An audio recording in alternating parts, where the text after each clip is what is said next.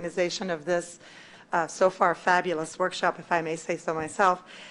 We're going to begin session 2 at this point, which is the influence of the microbiome on environmentally related disease.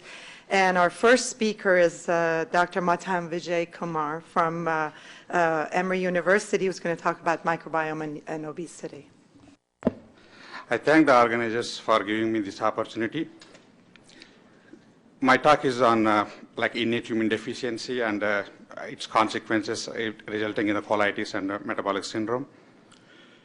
So before going into my actual talk, I would like to give a brief introduction on toll-like receptors. Toll-like receptors are pathogen recognition receptors. That means they sense microbial products. They are type 1 transmembrane proteins. They are highly evolutionarily conserved, and a variety of cells express toll-like receptors, including epithelial cells.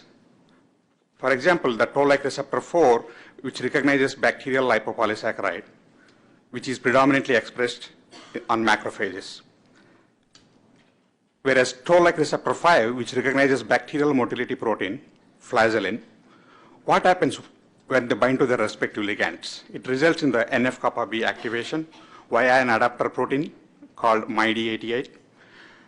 The translocation of NF-kappa B results in the induction of pro-inflammatory genes such as TNF-alpha, IL-1 beta, IL-6, IL-8, and so many.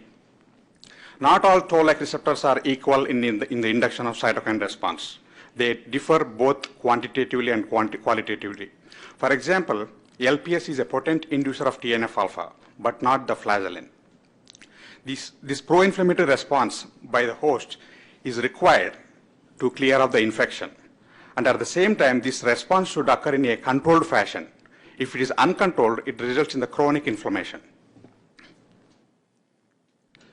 So actually, I don't need to explain anything because a lot of our speakers, they told about gut microbiota, but still I want to tell about something.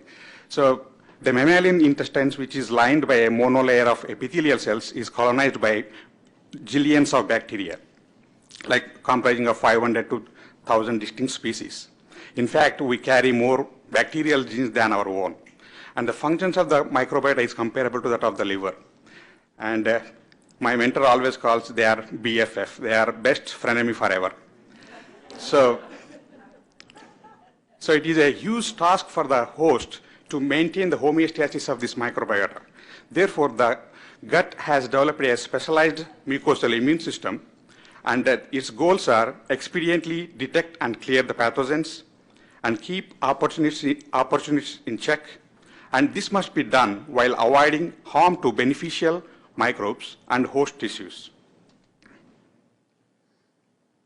So I will divide my talk into 2 parts. In the first part, I will talk about the spontaneous colitis development in the TLR5 deficient mice, and in the second part, I will talk about the metabolic syndrome in these mice. So previously, my mentor has shown that only the pathogen, enteropathogen like Salmonella typhimurium, can translocate its flagellin across the epithelium, where it is recognized by basolaterally expressed toll-like receptor 5.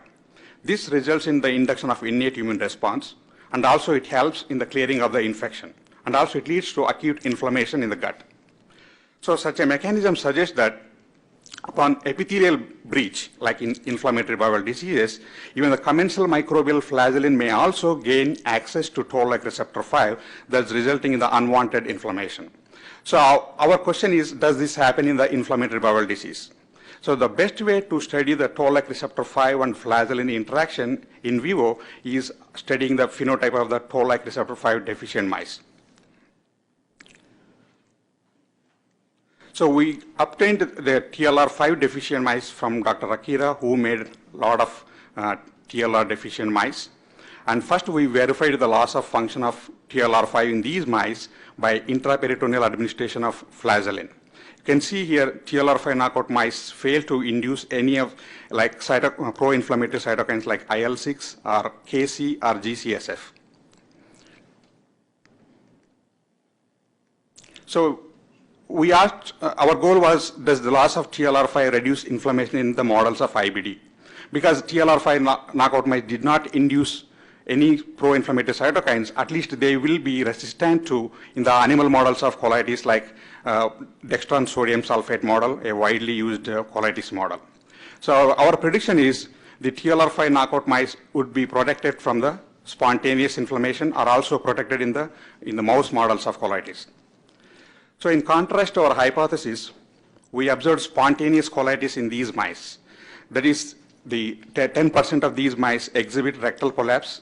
It is a severe form of colitis, but it doesn't result in the mortality, but these mice unable to breed. And according to our ICOG protocol, we have to sack these mice on the same day. And this phenotype is not observed in a single wild-type mice. For the last 6 years, we are observing that only 10% of mice will develop rectal prolapse by the age 8 weeks. In the same facility, we have other TLR deficient mice like TLR2, TLR3, including the MIDI88 and RAG1 knockout mice. These are called immunocompromised mice, but they do not exhibit this phenotype. Whereas 30% of these mice, they exhibit modest to robust colitis, as measured by the colon weight, that is colomegaly, and the cecum shrinkage, and the splenomegaly. Whereas the 60% of the mice, they do not show any signs of inflammation, and they are indistinguishable from the wild-type mice. So we wish to identify a marker to specifically identify the spontaneously colitic TLR5 knockout mice. And we found that a serum amyloid A, a very well-established acute phase protein, serves this purpose.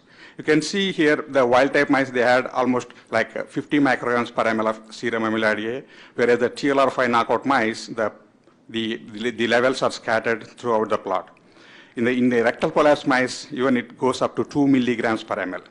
So accordingly, the high serum amyloid A T5 knockout H exhibiting mice, they had robust colitis as measured by the cecal colonic MPO. MPO is a myeloperoxidase. It is a marker for neutrophil infiltration in the lamina propria. And also, the high SAA TLR5 knockout mice also had colomegaly and shrunken cecum and the splenomegaly. Next, we asked the spontaneous colitis development in the TLR5 knockout mice may be due to these mice may fail to maintain their bacteria. So we measured the bacteria levels in the feces. You can see here moderately elevated fecal bacteria and also significantly elevated colonic adherent bacteria. And these mice also had easily detectable bacterial load in the sterile tissues like spleen and liver. By 16S ribosomal RNA sequencing, we identified these bacteria as Staphylococcus saprophyticus and Staphylococcus hominis. And later we found that these are commensal bacteria in the laboratory animals. And also by gram staining, we identified these are gram-positive and non-motile bacteria. And consistent with our culture data, when we subjected the colons of these mice to electron microscopy, you can see number of the bacteria invading in the TLR5 knockout mice colons and compared to the wild-type mice. So next we asked whether we can treat this form of colitis with antibiotic. So we administered streptomycin in the drinking water. We took the high SA mice. We know that these mice are going to develop rectal prolapse by age 8 to 10 weeks. And as soon as we wean these mice, we administered streptomycin. And such an antibiotic administration, it prevented the colitis in these mice. The SA levels came down, and also it prevented development of rectal prolapse by 70%. So to rule out the possibility of any opportunistic pathogen in our colony, we re-derived the TLR5 knockout mice by a standard technique called embryonic transfer using Jackson Black 6 mice. In other words, we Jacksonized these mice. That means the bacteria in our colony and the Jackson mice has a similar microbiota. Even after re-derivation, we observed a mild form of colitis in these mice, as measured again by the colonic myeloperoxidase and the colon weights and the spleen weights and the elevated systemic inflammatory marker lipocalin-2. However, these mice did not exhibit robust colitis such as rectal prolapse. So the the mechanism what we are proposing for this colitis is the loss of TLR5 leads to failure to manage the bacteria microbiota, and that causes increased activation of hematopoietic TLRs like other TLRs. Because of the time I am not showing here, this colitis development is dependent on TLR4. And that leads to increased activation, expression of Th1 cytokines, causing potent persistent inflammation of the gut and colitis. And in the severe cases, it leads to rectal collapse. On the other hand, this elevated pro-inflammatory cytokines also causes decreased epithelial barrier function, that means increasing the permeability of the intestinal contents, leading to dissemination of bacteria, causing acute phase response, and anemia, and splenomegaly, and leukocytosis. So in my next part of my talk, I will talk about the obesity in these mice. So for the last 4 years, what we observed in these mice is TLR5 knockout mice are consistently overweight. These are only the mice which do not develop colitis. This is with a regular diet only. It is observed both in males and females, and we observed this weight gain in the TLR5 knockout mice before and after rederivation. So initially, the body weights are not as severe as leptin deficient mice, but one can easily measure their body weights. And so initially we were hesitated to follow this phenotype because all our funding is on inflammatory bowel diseases. But after discussing with the experts in the field, they said that this is the right way to go. So instead of following our specific aims, we followed their tails. So recent statistics suggest that if the same trend continues, by 2030, 86% of the US population will be either overweight or obese. So we analyze these mice systematically by analyzing their gross phenotype, like body weight, abdominal fat pad, and the blood chemistry, and various functional tests, and also analysis of the cecal microbiota by cysteinase ribosomal RNA sequencing. So as I mentioned earlier, the TLR5 knockout mice are overweight in both males and females. And we subjected these mice to magnetic resonance imaging MRI scan. You can see the TLR5 knockout mice exhibited a lot of fat throughout their body. And consistent with this, they had increased abdominal adiposity, and their fat pads weigh 2-fold higher than their wild-type litter mates. And also they had hypertriglyceridemia and hypercholesterolemia. And we also measured their blood pressure by tail cuff method that indicated they are hypertensive. So collectively, all these results suggest that these mice may have metabolic syndrome. So next, we focused our attention on the glucose metabolism, because that is the major disturbance we found in the metabolic syndrome people. So the TLR5 knockout mice had hyperglycemic when we measured their overnight fasting blood glucose. And when we challenged with the glucose, they had a mild loss of glycemic control. In fact, even though they are hyperinsulinemic, they could not control their glucose levels. And also, they do not have any defect in the insulin secretion, because when we administered intraperitoneal glucose, they made significant amount of insulin. So what is the reason for hyperglycemia? The other reason could be the insulin resistance. So when we performed insulin sensitivity test on these mice, the TLR5 knockout mice are insulin resistant. So consistent with hyperinsulinemia, the TLR5 knockout mice had larger islets, and also they stained positive for insulin staining, suggesting they are functional. Next, we studied the metabolic syndrome phenotype in these mice by intervening their diet, and by restricting their calorie intake, and by microbiota ablation, and by rederiving TLR5 knockout mice into germ-free mice, that is gnotobiotic mice, and by microbiota transfer. So So in general, the diets rich in saturated fat is considered as one of the risk factors for the development of obesity and metabolic syndrome and also the insulin resistance. So we challenged the wild-type litter mates and the TLR5 knockout mice with high-fat diet, 60% of the energy is from the fat, for 8 weeks, and then we monitored all the phenotypes related to metabolic syndrome. Like after giving high-fat diet, the TLR4 knockout mice, again, they gained significant more body weight, and their fat pads are also more than the wild-type mice, and they became diabetic. Their level, the overnight fasting blood glucose was more than 120 milligrams per deciliter, and they also had hyperinsulinemia and other hyperlipidemia and hyperleptinemia. And more importantly, the high-fat-fed TLR5 knockout mice exhibited immune cell infiltration in the islets, the condition called insulitis. And also the more important manifestation of the metabolic syndrome, that is hepatic steatosis, is observed only in the TLR5 knockout mice fed on high-fat diet, but not in the wild-type litter mates. So next we asked the increased body weights and abdominal adiposity in the TLR5 knockout mice might be due to the increased food consumption. So when we measured their food intake, they consistently ate 10% more food per day. We measured this one more than 50 times. It is very consistent. Because we didn't use metabolic cages, because the experts in this field, they suggested that we have to acclimatize the mice to the metabolic cages, because we had to house only single mouse per cage and no bedding material, and they cannot eat their feces. So we get all abnormal results. So therefore, we did in regular cages. And consistent with their increased food intake, they also had increased stool output, both dry and wet weight and dry weight, suggesting they do not have any watery diarrhea.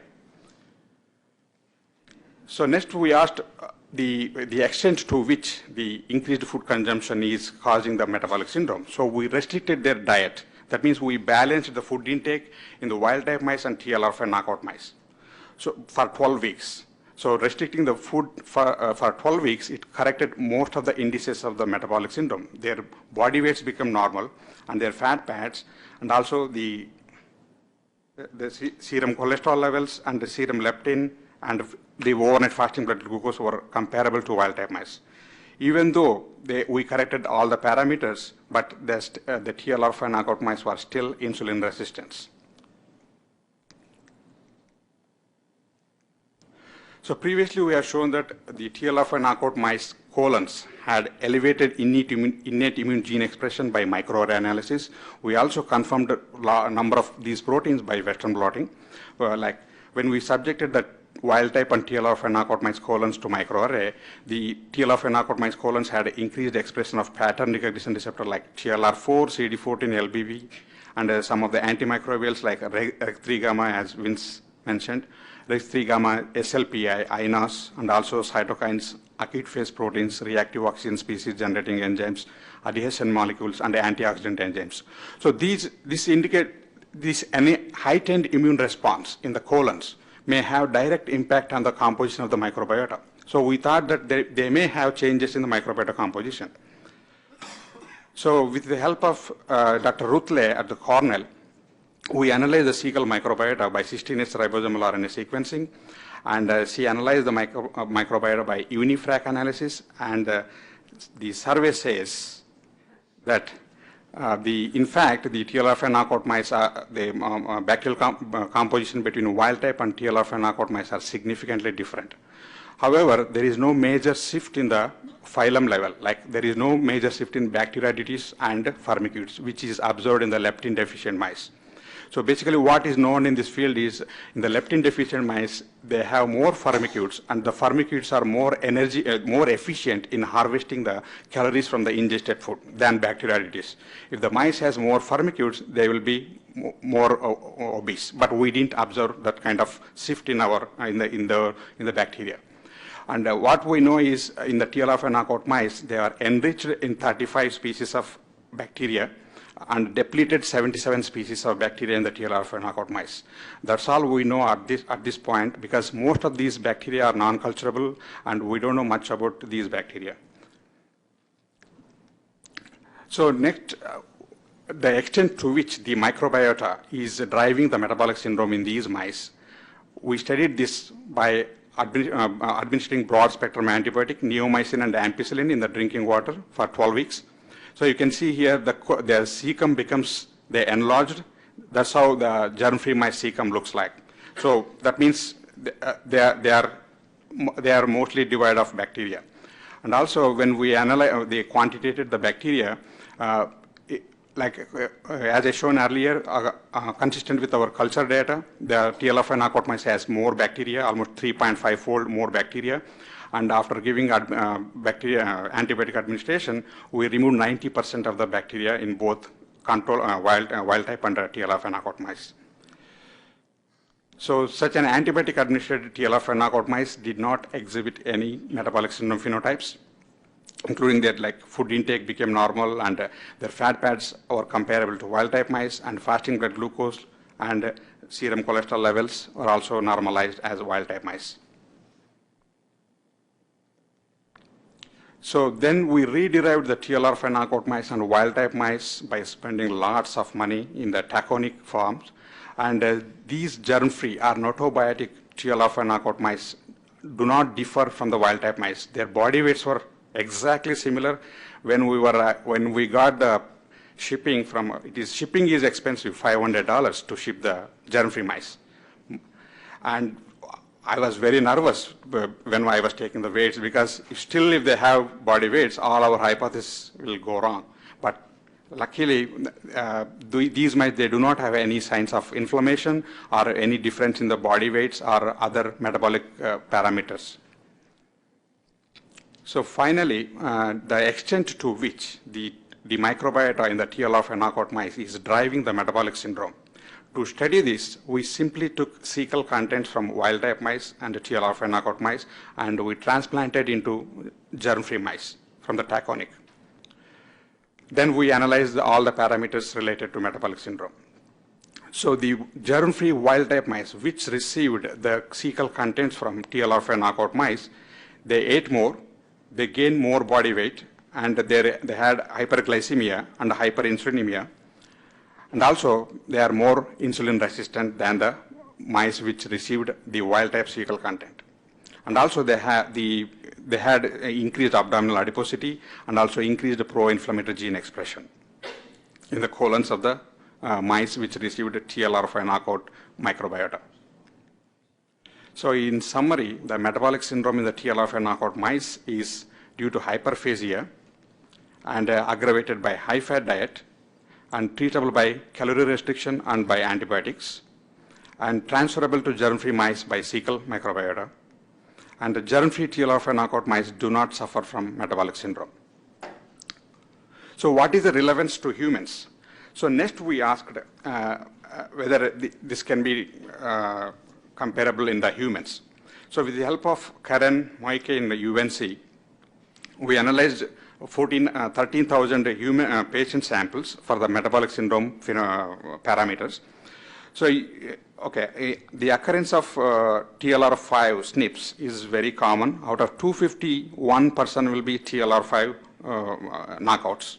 So out of 13,000, we got 1,400 were heterozygotes for TLR5, and 52 people were homozygous for TLR5 knockouts. In general, it is very difficult to extrapolate the phenotypes what we observe in the animal models to humans, but luckily in our case, the TLR5 knockout humans had similar parameters as we observed in the TLR5 knockout mice. They were more hyperglycemic, and they have more BMI and high triglyceride levels and low HDL and hypertensive. But according to it is very difficult to publish this kind of data because they apply very stringent statistics in the human studies. So we have to increase the more number of people. So now we are collaborating with a UK group who had 20,000 patient samples, including the serum bank and DNA bank, and we are waiting for the results. So the proposed mechanism for the obesity or metabolic syndrome is loss of TLR5, which results in the altered host microbiota interactions, leading to increased pro-inflammatory cytokines. We are suspecting that IL-1 beta may be playing a role here that leads to low-grade chronic or subclinical inflammation, resulting in insulin-resistant and hyperphagia, causing hyperglycemia, hyperinsulinemia, and other symptoms of the metabolic, like the new word for metabolic syndrome now is diabesity. So the major so I thank my mentor Andrew Geverge and my colleagues who helped me in doing all this.